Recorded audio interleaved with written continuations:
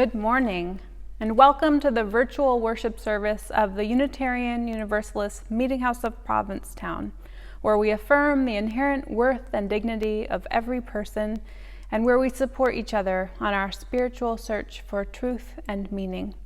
My name is Reverend Kate Wilkinson, and I am so glad that you have joined us this week. We were planning on live streaming from the sanctuary this morning, but we're putting that on hold while we wait for some cables to arrive that we need. As always, thank you to our staff and volunteers for being so flexible. Now, the story that I am going to tell a little later was one that I picked when I thought that I would have a bit of an audience, so I'm going to do my best to tell it without one. But I want you to know that I am missing your laughter and in-person energy. I bet that there are some things that you are missing too. You might even be angry that this pandemic is still going on. You might have a list of people who are to blame. That's actually one of the things that we're going to talk about today. I'm calling this service Rage 2021. And we're going to be talking about anger. I've been seeing a lot of it this summer, and I thought it might be useful to name that and to explore it a little. Why are we so mad at each other in 2021? And what's going on beneath that anger that could be contributing? We hope you join us after the service for our Zoom coffee hour, where we'll get to share with each other our thoughts on this topic and also our joys and concerns. But first, as I light our chalice here in the sanctuary at the Meeting House, I invite you to light a candle wherever you are. In that way, we can feel connected, even while we are apart.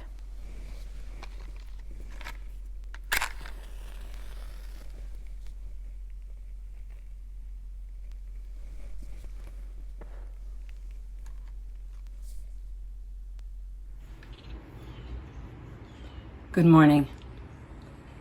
I Put My Faith in You by Anya Samler Michael. I put my faith in you. I put my faith in every one of you who woke up this morning with the weight of loss, manifesting as numbness, anger, fear, and an alienating, aching pain. I put my faith in you, and I pray you put your faith in me. We need one another now because we cannot make it alone.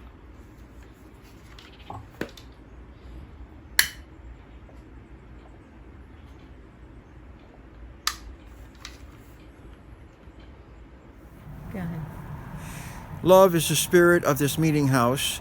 This is our great covenant, to dwell together in peace, to seek the truth in love, and to help one another.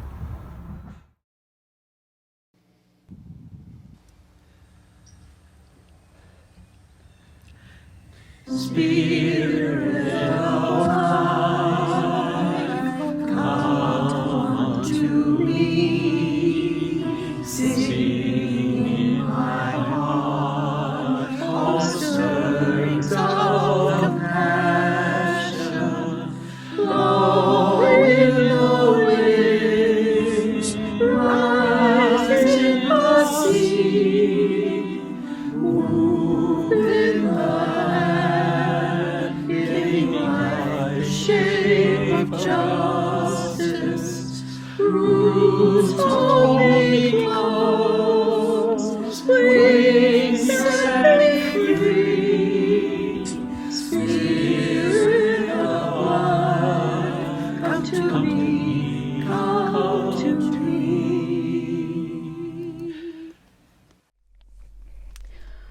We are holding so much on our hearts this morning.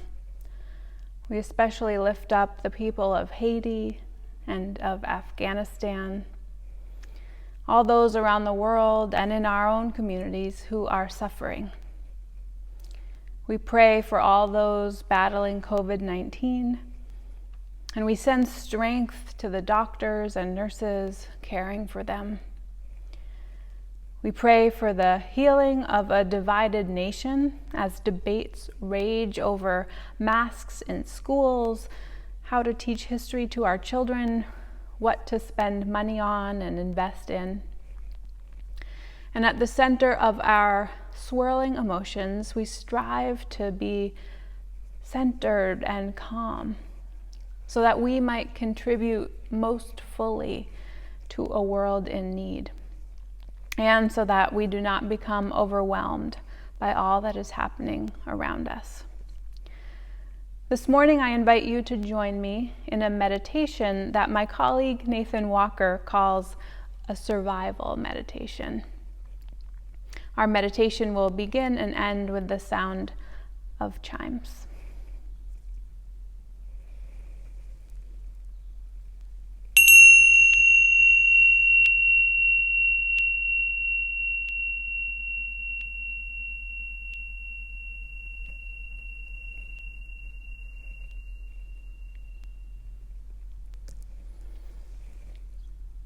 Breathing in, I am aware of my pain.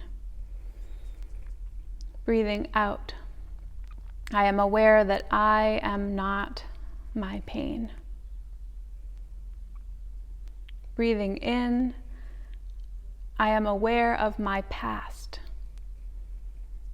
Breathing out, I am aware that I am not my past. Breathing in, I am aware of my anger. Breathing out, I am aware that I am not my anger. Breathing in, I am aware of my despair. Breathing out, I am aware that I am not my despair.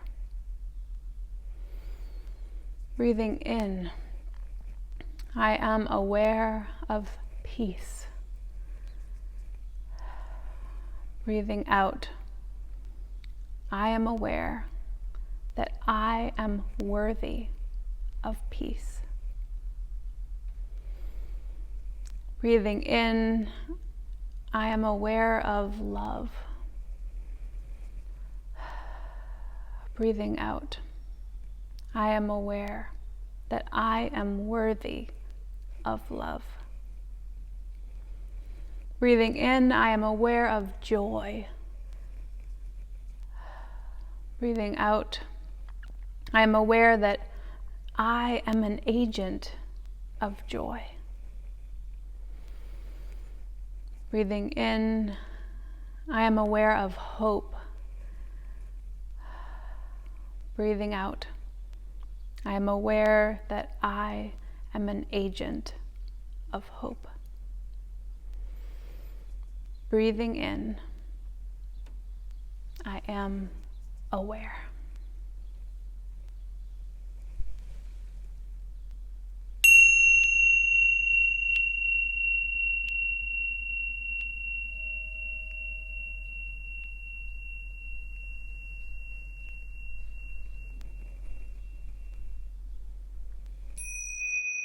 May I be filled with loving kindness. May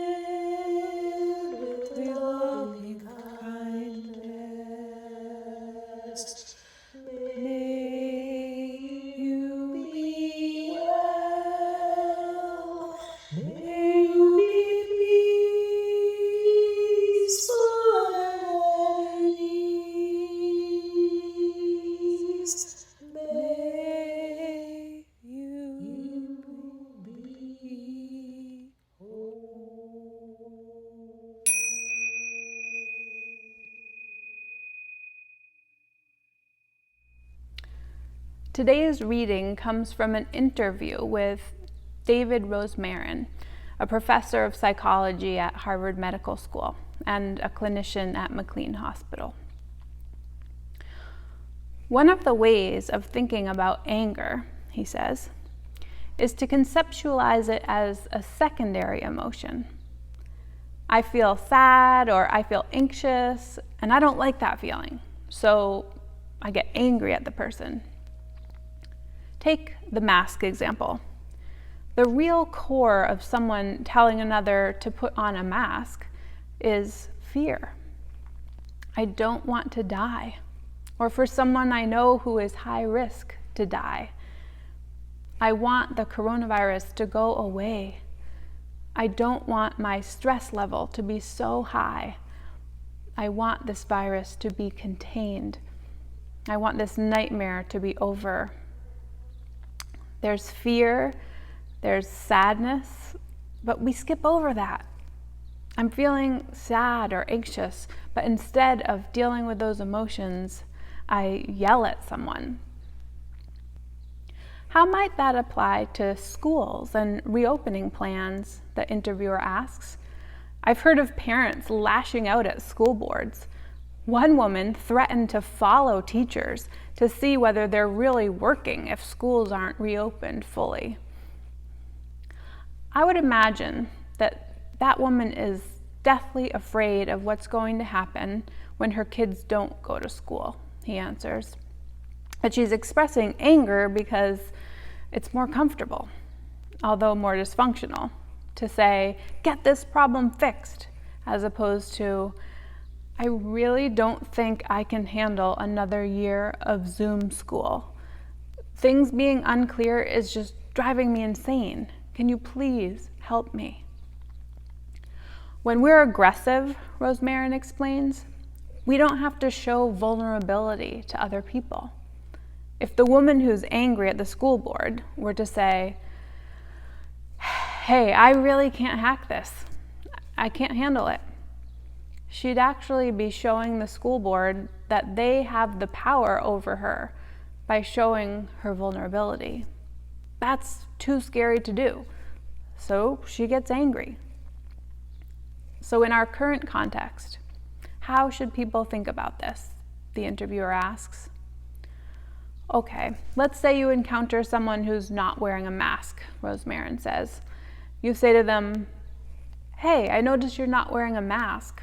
Don't worry, I'm not angry. I'm not going to yell at you, but I want to let you know that I'm high risk, or I live with someone who's high risk, or it makes me really anxious. Would you mind putting on a mask? That's a very different message than, you jerk, and it gets a different response. The reality is that we can't really control the other person or whether they're going to wear a mask. But we're going to maximize the likelihood of their compliance by showing our vulnerability. When we show anger, we're communicating, I'm strong, I can do whatever. But we grow in our emotional strength when we admit and acknowledge our weakness. We are uncertain about the future, and that's okay. We don't have to have all the knowledge or strength. When we can accept and express it to the people around us, we increase the chances of getting their love and support, and we can thrive even in this challenging time. Deep down, he says, what we really need is not to be strong, but to be close and connected to the people around us.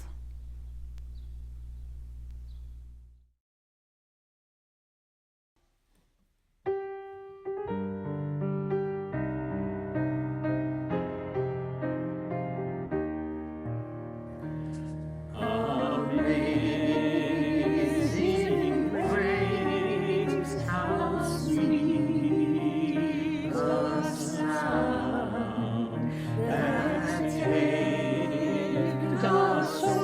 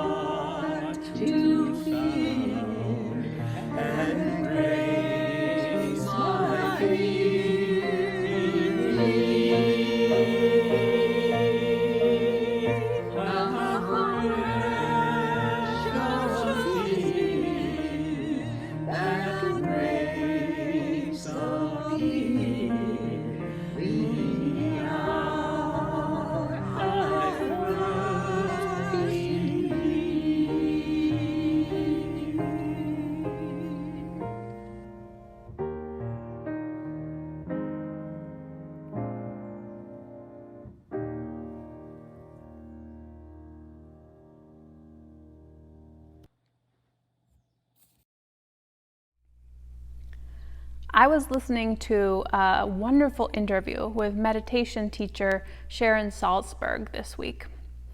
She offered this teaching story. Imagine you're on the subway and these Martians come and they zap the subway cars so that those of you who are in there are going to be together forever. What do? Well, somebody is hungry. You feed them. Somebody is freaking out. You try to calm them down. Not because you necessarily like them or approve of them, but because you're going to be together forever. Well, guess what, she says. There's a kind of reality to that. We share this life. We share this planet. We need to be responsive to one another because what we do affects others, and what others do will affect us because that's the truth of things. In the interview, Salzberg also talked about anger.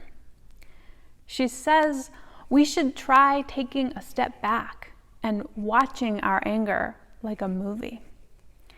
If you just watch, not judging, she says, and not being lost in it, you'll see anger is a very complex emotion. It almost always has sadness in it, fear in it, maybe grief in it, maybe guilt in it. And always, pretty well, you see a kind of kernel of helplessness in it.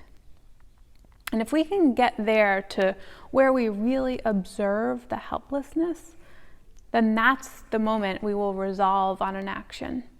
And that's the beginning of channeling the energy of anger. This interview with Sharon Salzberg reminded me of a moth story that I shared with you back in 2016, probably because it is also set on the subway. It was told by Jeff Zimmerman, and although Jeff's story is set in New York City, it kind of reminds me of Provincetown. Particularly, it reminds me of Provincetown at the end of August. Every year in August, I try to preach a sermon about Augustitis. Augustitis is loosely defined as a mood disorder found predominantly in local residents of tourist destinations at the end of a long and hectic summer season. Visitors, you might see signs of Augustitis when the counter help snaps at you because you are next in line but you weren't paying attention and take 2 seconds too long to get to the counter. Or you might notice short-tempered locals pushing to get around the crowds at the grocery store, or making uncharacteristically risky moves in the car because they have been waiting to take a left turn onto Route 6 for 20 minutes. We might be less apt to take time to give you good directions to the best lobster roll in town, or to take your family's photo with the harbor in the background. In June, we were happy to do that. Now we're short with you and with each other. Tempers flare. Kindness and patience and understanding are in short supply. And we are all a little bit frayed around the edges. This year, Augustitis is heightened because we're also in the midst of a pandemic. Still, we are short-staffed. We have been the epicenter of breakthrough COVID cases after 2 weeks of house parties and crowded bars at the beginning of July. And we're scared. We're scared of getting sick, scared that our lives will never return to normal, scared that our kids won't get to go to school, scared that we'll never be able to return to church in person, scared that the decisions of others will make our lives less safe and less enjoyable. And so a lot of that is being projected as anger. And it's really hard to connect with other people when we're angry. Which reminds me of Jeff's story. Here's how he tells it. I'm getting on the subway. I've got 2 bags of groceries. It's raining. The bottom of these paper bags are wet. I need these groceries very badly. I'm a little nervous. Nervous because I need these groceries badly, but also because the groceries are from Whole Foods. So how am I going to pay my rent? And I'm going through what I like to refer to as a surprise divorce. And I just need some grace and patience from the world right now. I am broken glass on the inside. And when I need grace and patience from the world, what I do when I know I'm not going to get it is I like to straddle a garbage can and take a pint of Ben & Jerry's and work the spoon down into the chocolate core of the Ben & Jerry's. And you can pull the whole thing out in a move that I call the sad King Arthur. And then you just eat it all. And you don't really get any grace or patience or understanding, but you can go to sleep. And I need that too. So the bags are straining and I'm getting onto the train and it's crowded. And right as I'm reaching for the pole, this dude grabs my shoulder like I'm a door that has gotten stuck, and he shoves me out of the way, and the bags rip, and all of my groceries, including my surrogate feelings, are just pinballing amongst everyone's dirty feet on the subway car. So I'm leaning over to pick up my groceries, and I've got a messenger bag on me, and it's coming up behind me like this, and I think it was touching the lady behind me a little bit because I hear, and I look back and shrug, and then I go to get my groceries again, and I hear it again, and I know it was her because I hear a voice say, "I said," and I turn and I look, and there's a woman standing there holding the pole, and she's looking at me and she's rolling her eyes. And I know what she's seeing because I know what I look like. All right, I'm 6'2", and it doesn't matter if I eat Ben & Jerry's or not. I'm fight heavyweight. I tried on a cardigan one time, and it looked really stupid. So now I go with heavy metal t-shirts, so I kind of look like the social media guy for Hell's Angels, and she's just seeing this big oaf who doesn't care about anything but himself. And I just know I'm not going to get that patience. So I just went there in my head and decided I'm not going to get it, and said, oh, is my bag touching your arm like a tiny bit, like moderately inconveniencing you on the train right now? Is that why we're making these noises? And she answers my question by looking the subway ad in the eye and questioning my parenting and saying some people weren't raised to respect anybody around them. They don't understand space or who's in it or who they're shoving or anything at all. And right then, this little guy who saw the whole thing jumps up and says, "You need to shut up, lady. You don't know the challenges he's facing in his life right now. You crying about a bag touching you on the arm? He's got $1,400 worth of soup cans and Ben & Jerry's rolling up and down the F train. You need to step back, get some perspective, see your place in the world, and then shut up. Am I wrong?" And I'm standing there, just adrenaline dripping. And on the inside, I was like, oh, I would have phrased that so differently. But on the outside, I was like, yeah, that's basically how it went down. And she goes, oh, I see. Well, I happen to have several extra bags here. Would you like them? And she was just so empathetic and understanding in such a hateful way. And I was like, yeah, super, I'll take your stupid bags. And she takes them out, and we're just cramming my groceries in her bag, making eye contact the whole time like this. And she's like, take several extra, they're thin. I would hate for this to happen to you all over again later.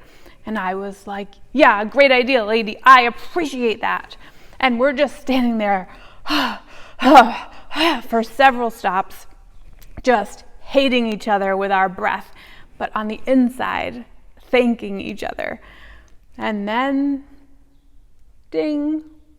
And she stands up and just looks at me and says, Have a blessed day, baby, and gets off the train.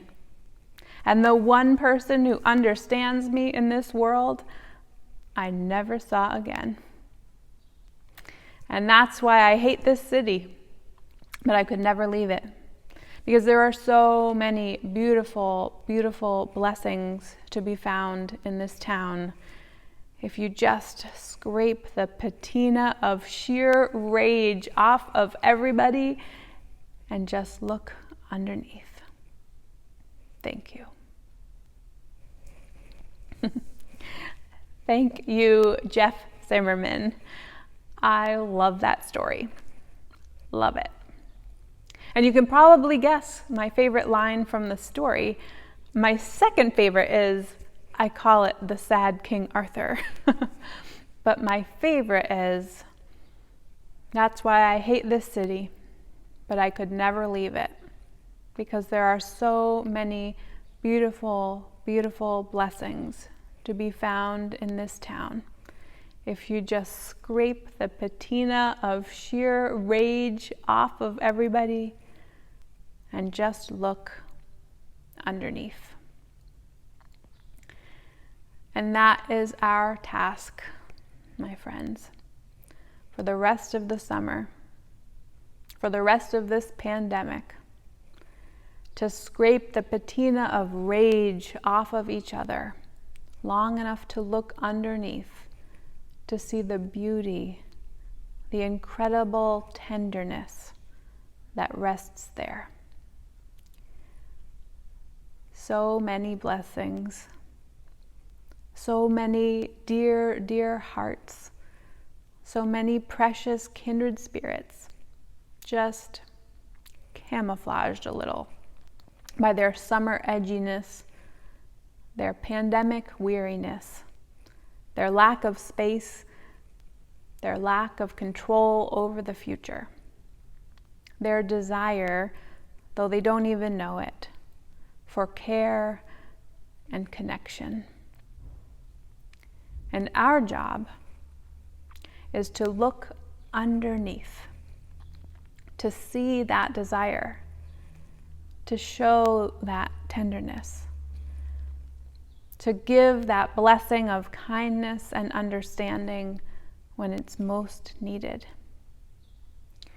Because we don't know the challenges anyone is facing in their life right now.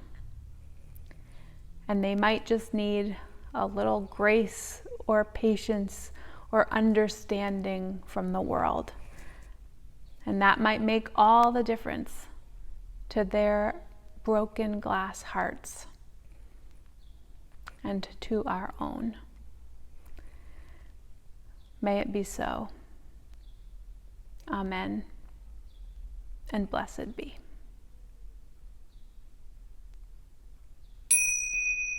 May I be filled with loving kindness. May I be well. May I be filled with loving kindness. May